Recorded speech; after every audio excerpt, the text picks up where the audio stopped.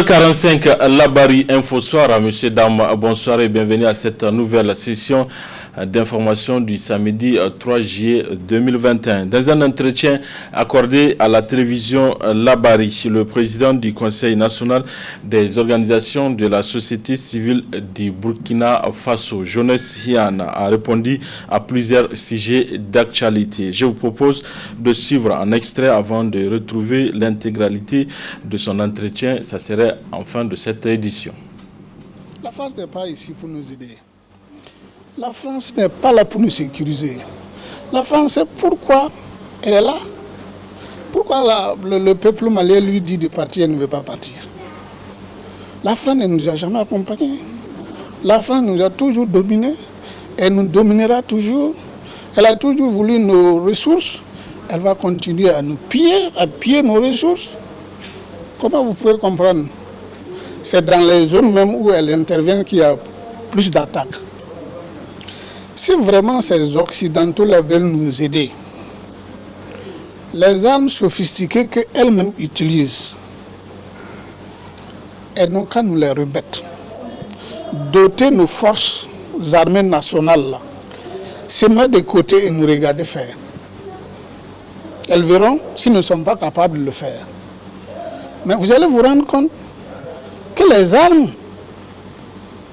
qu'ils nous vendent, je veux prendre des Occidentaux de façon globale, par rapport aux armes qu'eux-mêmes ils utilisent, ce n'est pas la même portée. Donc, pour nous infantiliser et nous amener à les appeler toujours au secours, ça nous le dénonçons. Ce sont nos gouvernants qui le disent avec beaucoup de diplomatie. Nous ne sommes pas dans cette diplomatie suicidaire, assassine-là.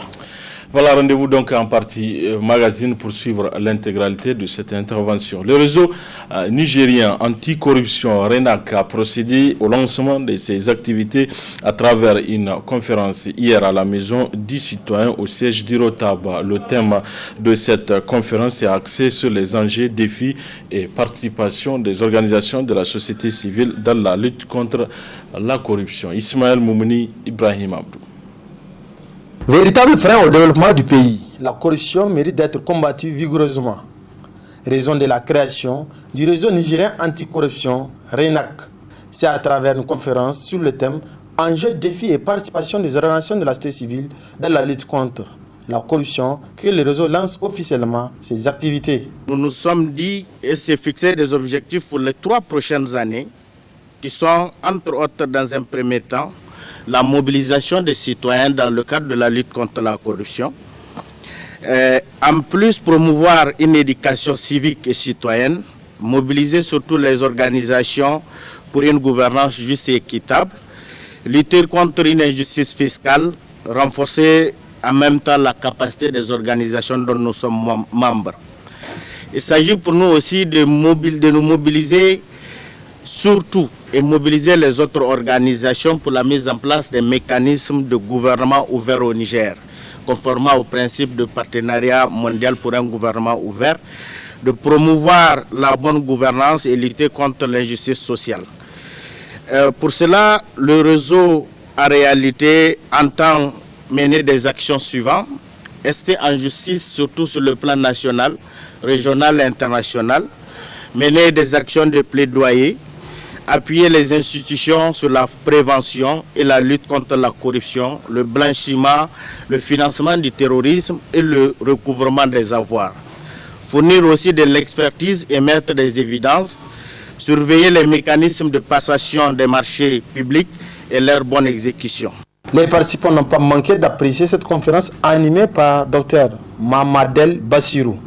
Je tiens très sincèrement à remercier d'abord les organisateurs de cette activité, parce que j'avoue c'est l'une des activités auxquelles j'ai participé, où j'ai beaucoup apprécié, j'ai beaucoup appris et je pense bien que c'est pareil au niveau de l'ensemble des participants. Le conférencier a bien développé l'aspect corruption avec des chiffres à l'appui, avec des statistiques que nous avons compris effectivement. Ce qui fait en sorte que notre pays ne se développe pas, c'est parce qu'il y a ce fléau-là qui s'appelle corruption.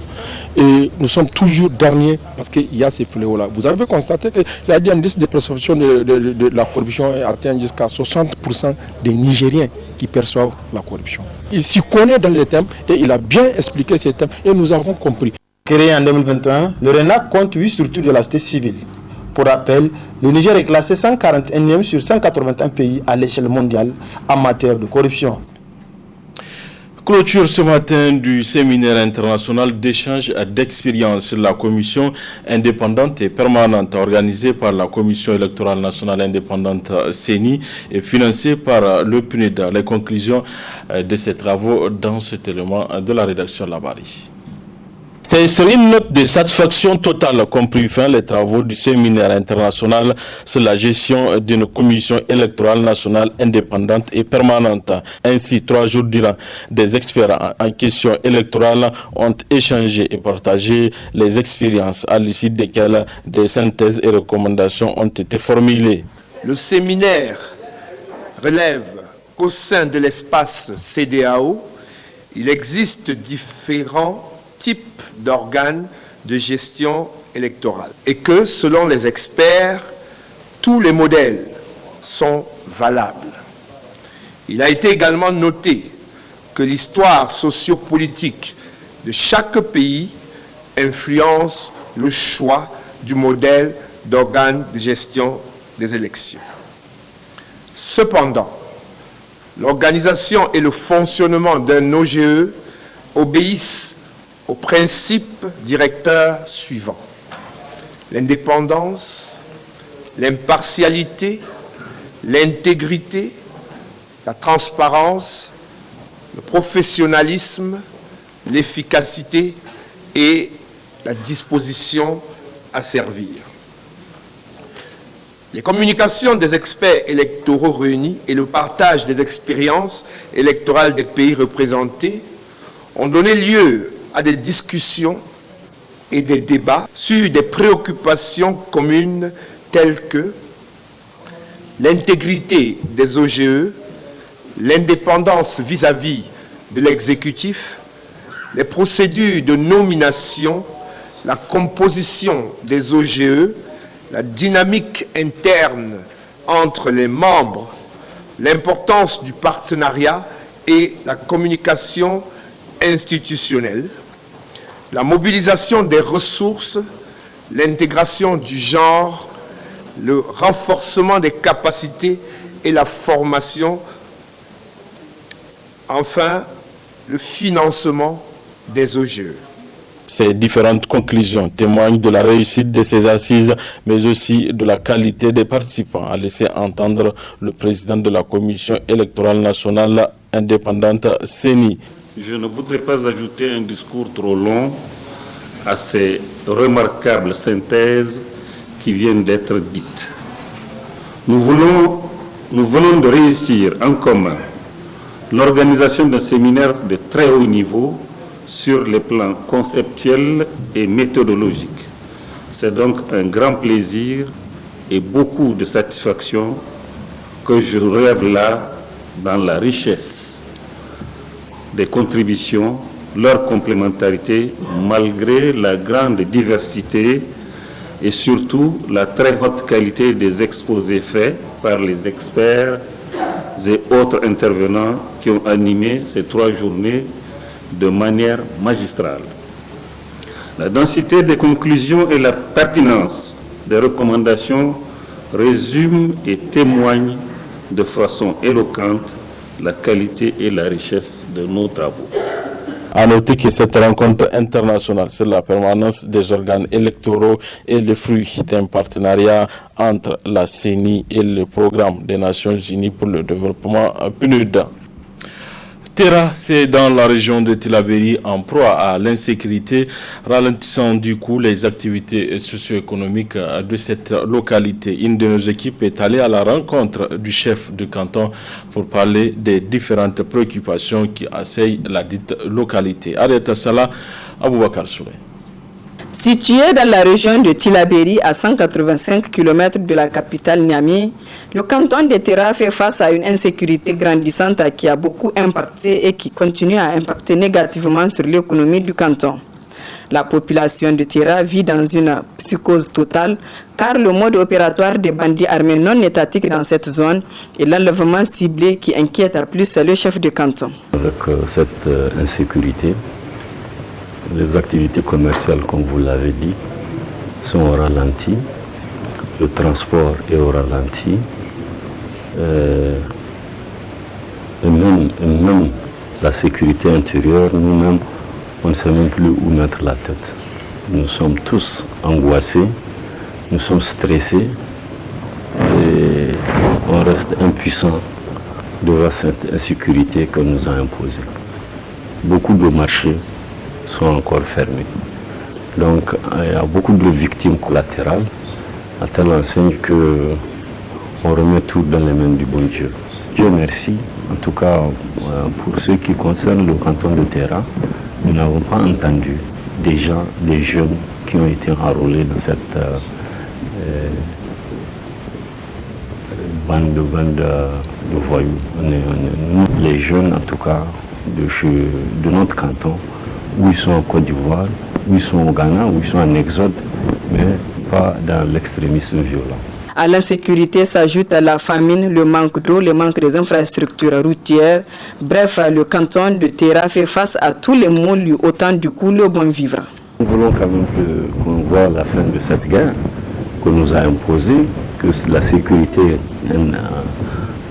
vient encore qui datant était entre les populations, les communautés. On vivait en symbiose, on n'avait aucun problème les uns contre les autres, et que tout d'un coup, une insécurité qui prend encore des proportions inquiétantes parce qu'il y a des tueries ciblées, des enlèvements ciblés, et vous savez qu'il y a beaucoup de déplacés de différents villages environnants, des autres communes qui sont actuellement dans la ville de Tera. Et là, ça augmente encore les difficultés déjà existantes, à telle enseigne que nous voulons quand même que l'État et ses partenaires puissent faire quelque chose pour se déplacer. Et pour nous-mêmes qui sommes là, une nation ou un pays où il n'y a pas l'école, où la santé n'est pas garantie, où le va-et-vient, la libre circulation des biens et des personnes n'est pas garantie, vous savez que nous sommes très limités dans ces conditions-là. Le problème existant, c'est la famine, c'est le manque d'eau, c'est les voies routières. Et tout ça là, vous savez qu'elles sont en train, ces infrastructures sont en train de se dégrader de jour en jour à cause de l'insécurité. Donc nous voulons quand même que l'État et ses partenaires nous appuient pour qu'on puisse être totalement débarrassés de ces voyous, de ces bandits qui nous troublent le sommeil. L'honorable Hamidou Niandou, le chef de canton de Tera, lance des cris de cœur aux autorités pour que le canton retrouve une vie paisible.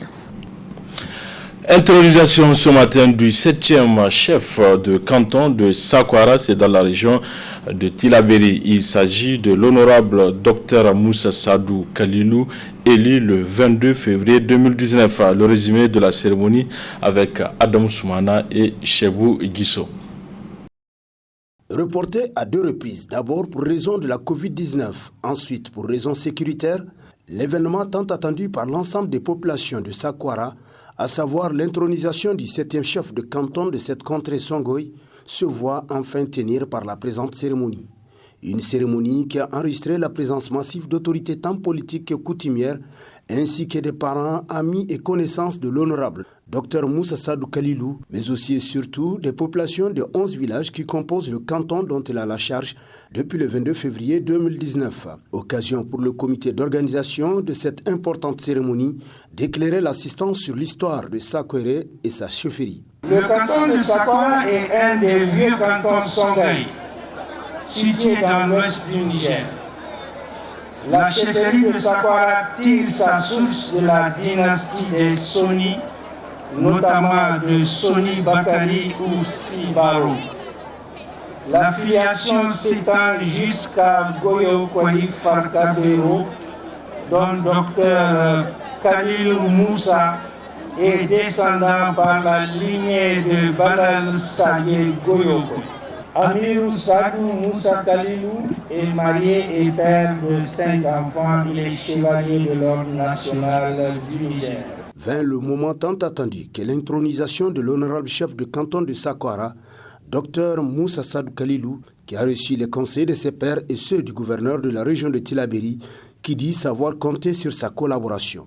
Je demande à l'ensemble des populations du canton de Sakwara en général et au prince héritier en particulier pour qu'ils apportent leur concours à leurs frères afin de l'aider à bien accomplir sa mission.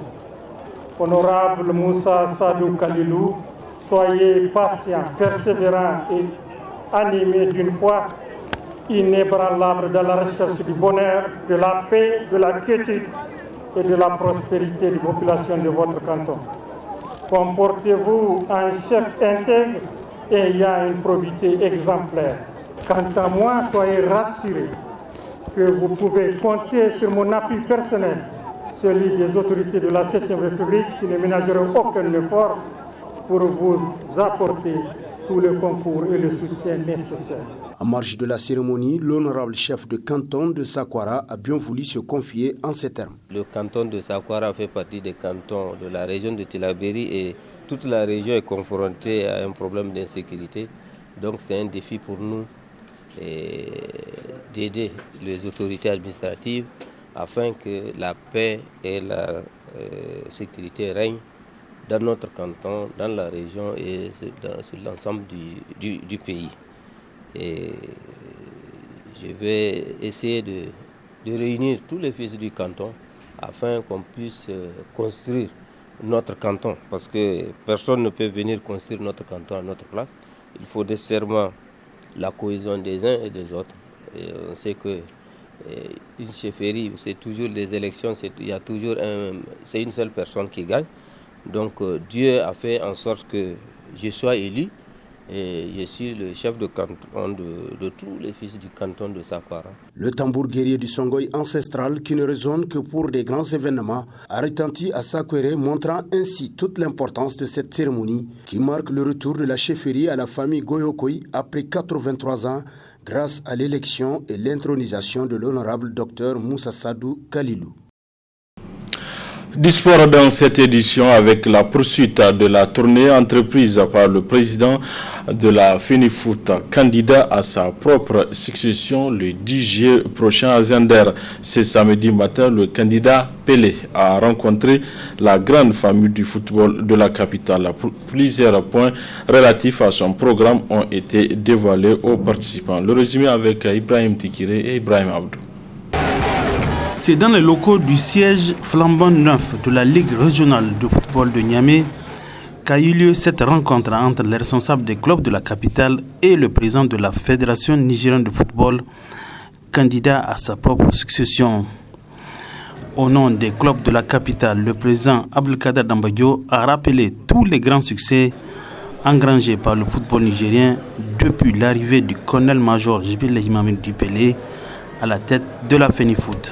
Monsieur le Président Djibril Hamidou Pelé est candidat aux élections le 10 juillet 2021 à Zender. Vous êtes l'homme providentiel pour le football nigérien, un exemple pour l'ensemble des Nigériens au-delà du football, pour des valeurs de propriété morale et de prévoyance que vous avez incarnées et insufflées. Vous êtes une inspiration pour nous et nous prions le bon Dieu afin que vous continuez à bénéficier de sa grâce et sa bénédiction, de votre bienveillance à vos actions salutaires pour le football nigérien et souhaitant que vos collaborateurs puissent suivre votre rythme. Intervenant à son tour, le candidat Pelé a d'abord remercié la famille du football de Niamey pour le soutien à son parrainage à l'Assemblée générale élective prévue le week-end prochain à Zender. Le colonel-major Pelé s'est apaisanti sur les grands axes de son prochain mandat. Au vu de ce que j'ai entendu, au vu de nos échanges en tout cas avec les acteurs du football de Niamey, je ne peux que féliciter d'abord la Ligue de Niamey et me réjouir en tout cas de ce que nous avons fait comme travail. Parce que la reconnaissance est là. Et la reconnaissance est traduite par aujourd'hui l'appui et le soutien que m'apportent donc les acteurs du football de Niamey. Fidèle à sa tradition, le président Pelé a répondu sans détour à toutes les questions posées par les participants. Aujourd'hui, comme je leur ai dit, il y a la chance d'avoir un accompagnement encore politique pour pouvoir faire mieux que ce que nous avons fait.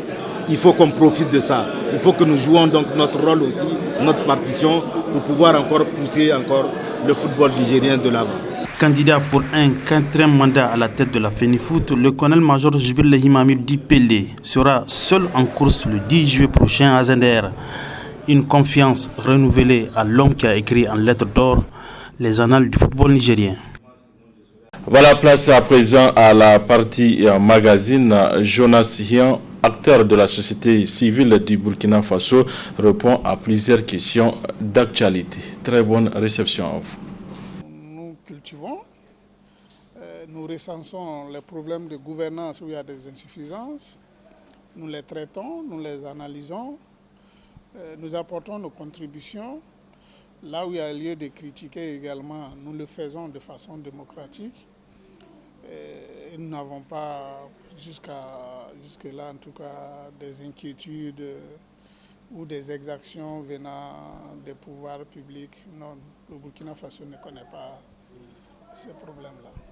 Je ne suis pas fondé à vous présenter le dossier de l'ancien président Blaise Compaoré, parce qu'en termes de dossier, ça doit être quelque chose de lourd.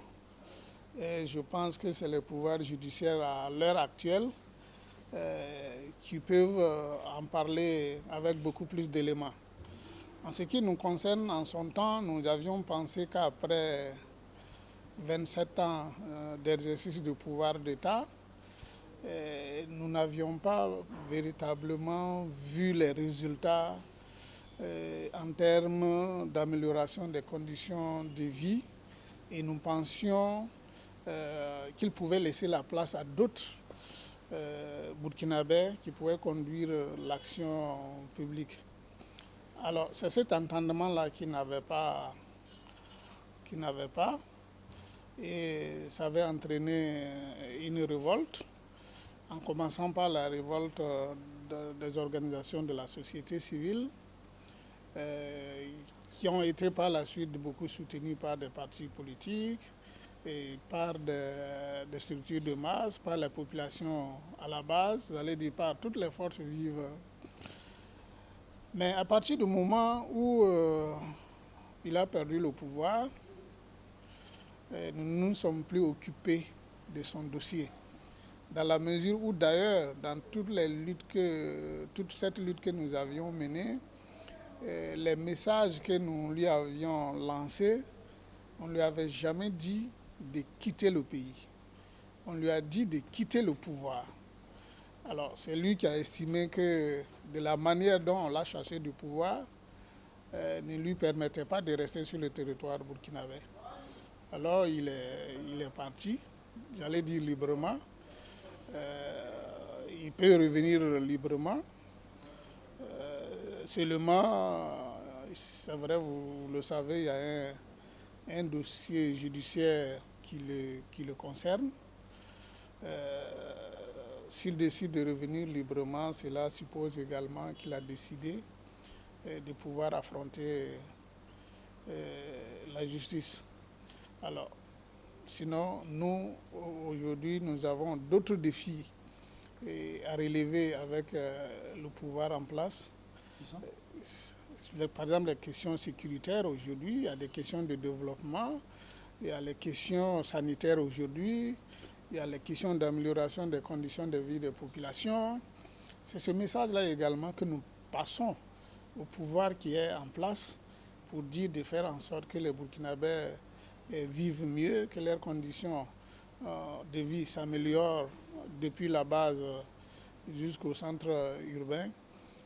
Si bien que c'est par moment, quand il y a des débats qui portent sur l'ancien régime, que certains reviennent de temps en temps. Sinon, ce n'est pas un dossier aujourd'hui sur lequel nous travaillons. La situation en termes d'amélioration des conditions de vie n'a pas changé. Ça n'a pas changé et cela peut avoir une explication.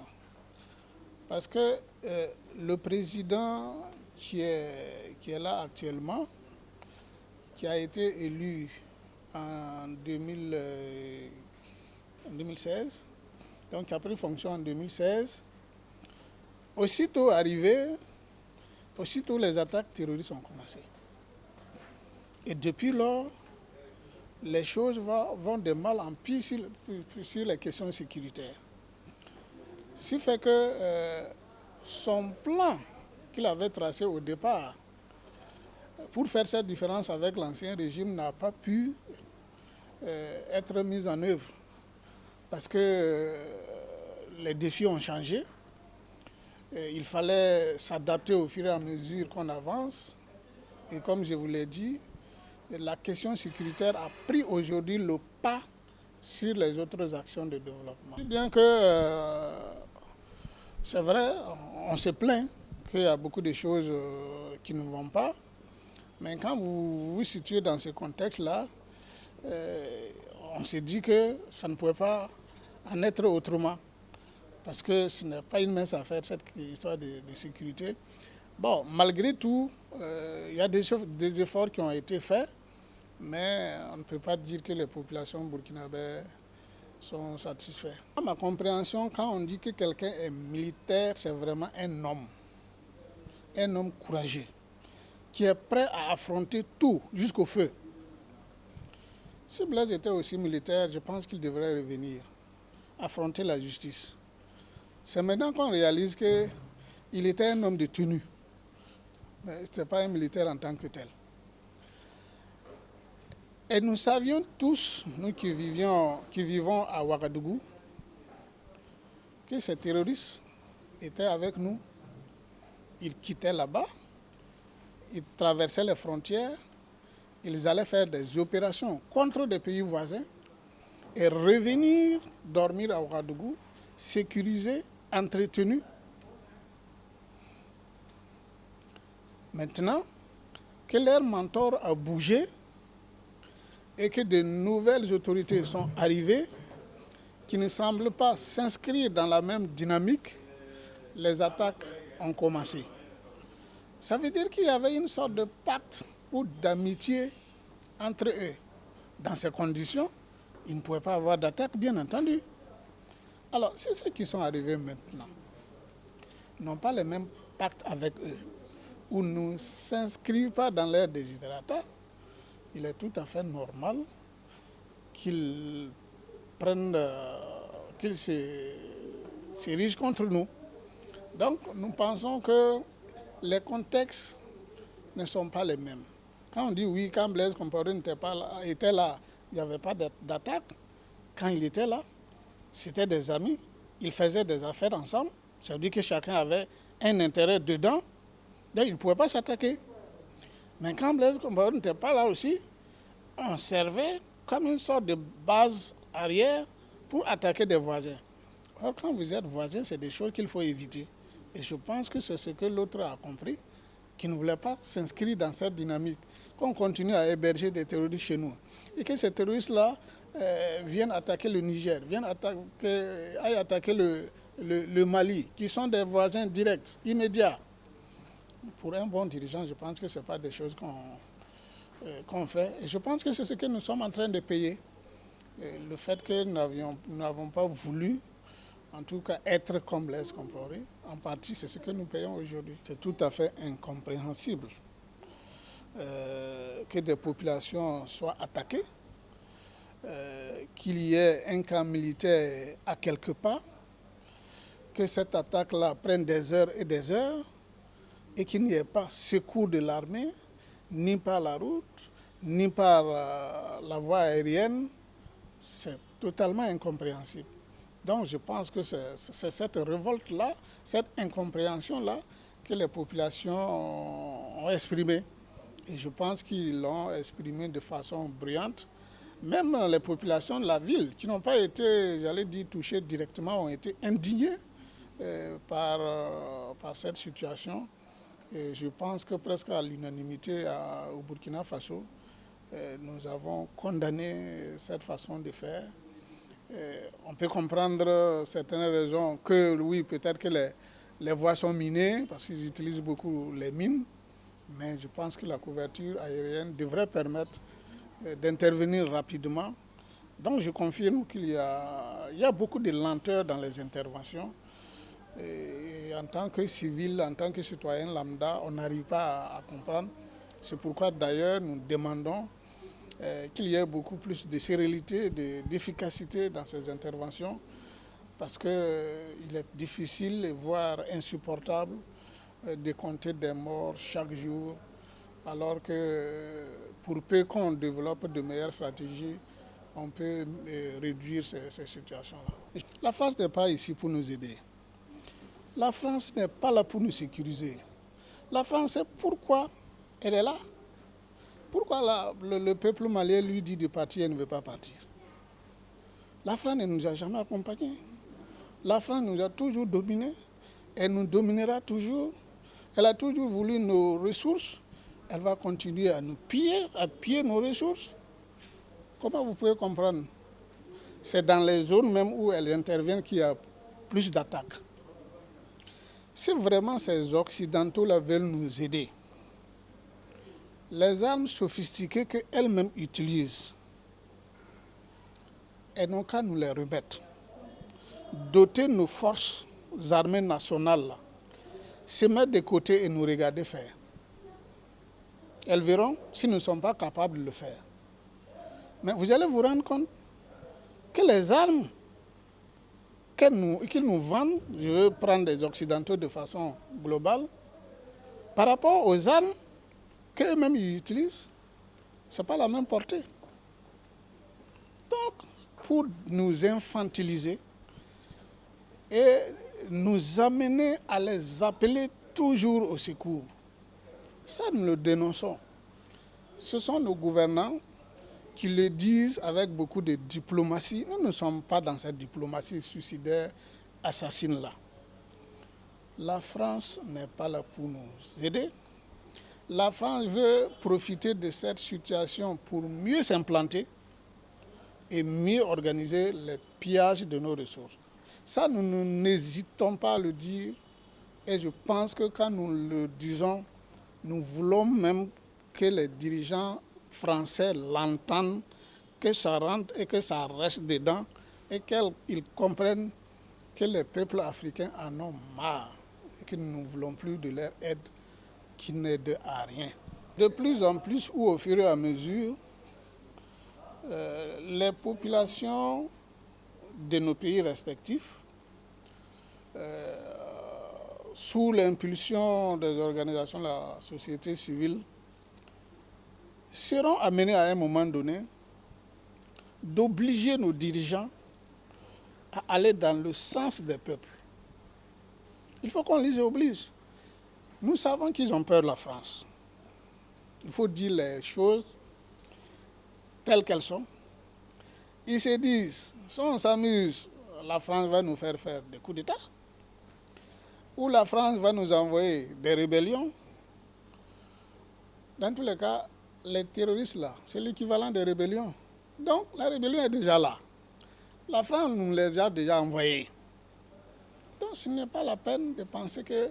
Mais si à un moment donné, nos dirigeants sont acculés, peut-être que ça peut leur servir de protection aussi pour pouvoir prendre certaines mesures face à ce néocolonialisme assassin.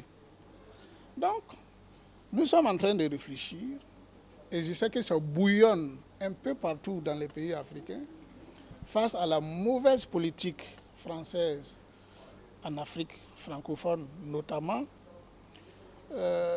C'est une lutte de longue haleine.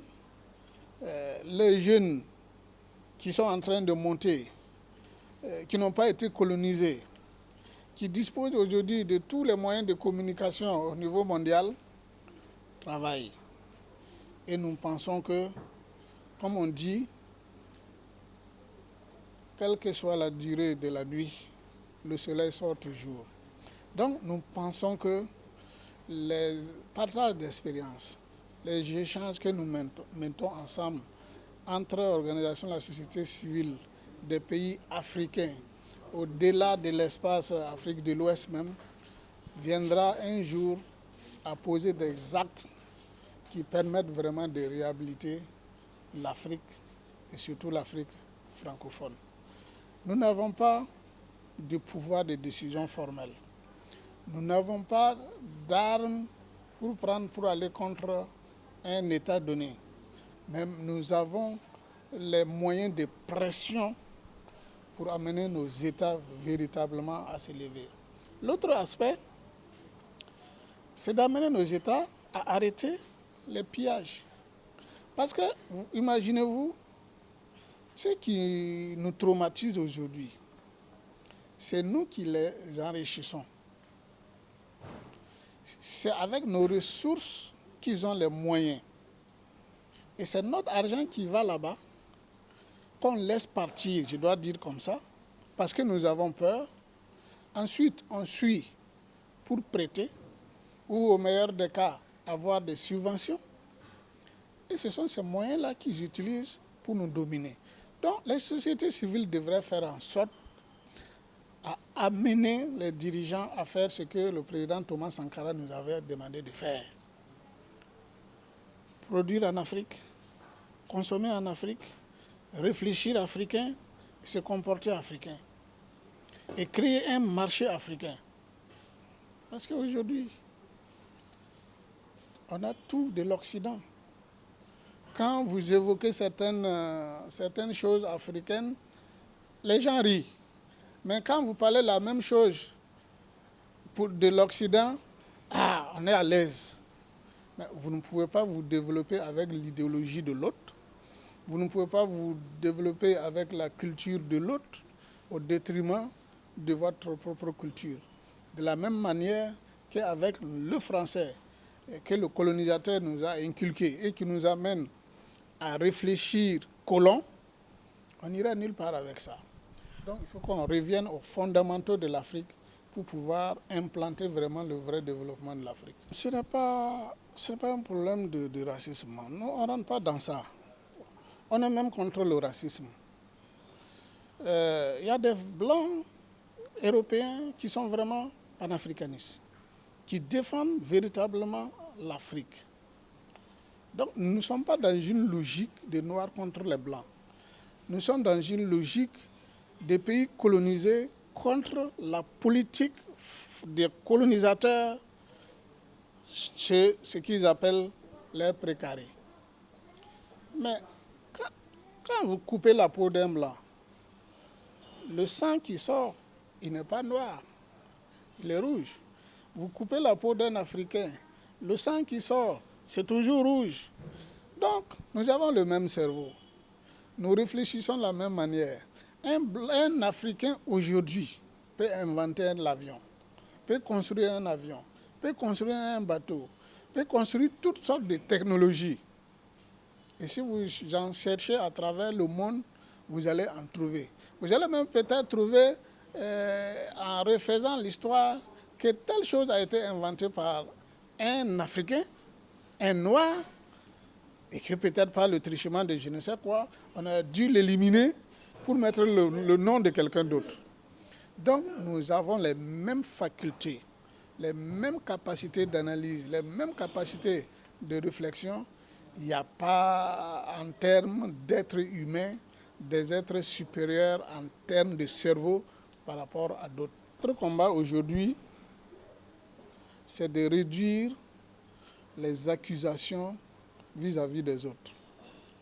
Au lieu que l'on continue de dire ce sont les Français, ce sont les Blancs, ce sont les Occidentaux, on va se retourner contre nos dirigeants. Pour dire si c'est comme ça, c'est de votre faute. C'est de par votre façon de faire.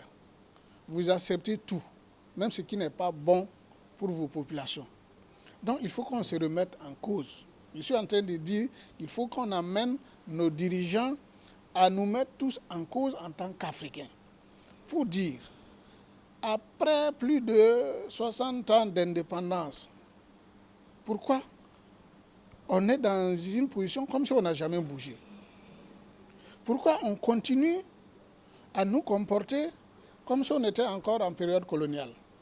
Pourquoi nous laissons partir nos richesses pour faire souffrir nos populations?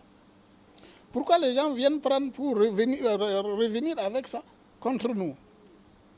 Donc il faut qu'on amène nos dirigeants à dire il faut stopper ça.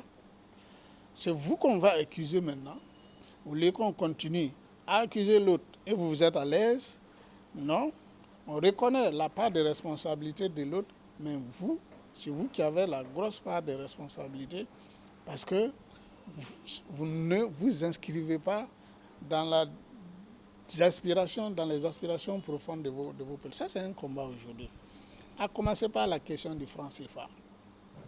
Vous savez que dans beaucoup de pays africains, cette lutte-là est en train de s'organiser timidement, mais quand même ça vient. Il faut qu'on amène, on pousse ou on accompagne nos États qui sont déjà dans cette dynamique d'aller vers l'éco. Il faut que les États sentent que les sociétés civiles les accompagnent, les soutiennent, et que les sociétés civiles également les acculent à s'orienter autrement, à réfléchir autrement. Prenez le cas du Covid qui est arrivé. Comme on dit, à quelque chose, malheur est bon. On devrait se saisir de cette situation sanitaire Covid pour dire il se pourrait qu'un jour, le monde entier soit fermé. Et chacun reste chez lui. Si tu n'as rien, tant pis pour toi. Donc, ça devait nous mener à réfléchir pour dire désormais là, chaque pays doit avoir tout ce qu'il doit avoir. Le jour où le monde entier se ferme, il reste chez lui et il vit normalement sans avoir besoin de demander secours à qui que ce soit. Qu'on puisse avoir nos médicaments, nos vaccins, nos moyens de subsistance, nos marchés. Même si le monde doit se fermer durant 10 ans, on est à l'aise. Nos pétroles, tout. Mais vous voyez, il y a certains pays, à moins d'un an, ils ont commencé à être asphyxiés parce que pratiquement il n'y avait rien à l'intérieur.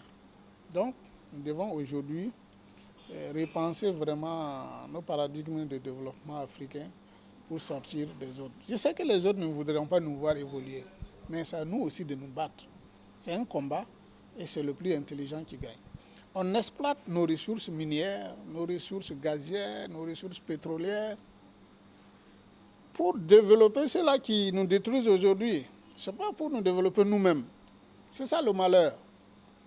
Donc, là où je suis, je travaille aussi dans les industries extractives. Je suis une ONG très active dans le domaine minier au Burkina Faso. On se bat comme un beau diable pour inverser la tendance. Ce n'est pas très facile, mais nous ne sommes pas satisfaits de ce que nous tirons en tant que propriétaires de ressources minières.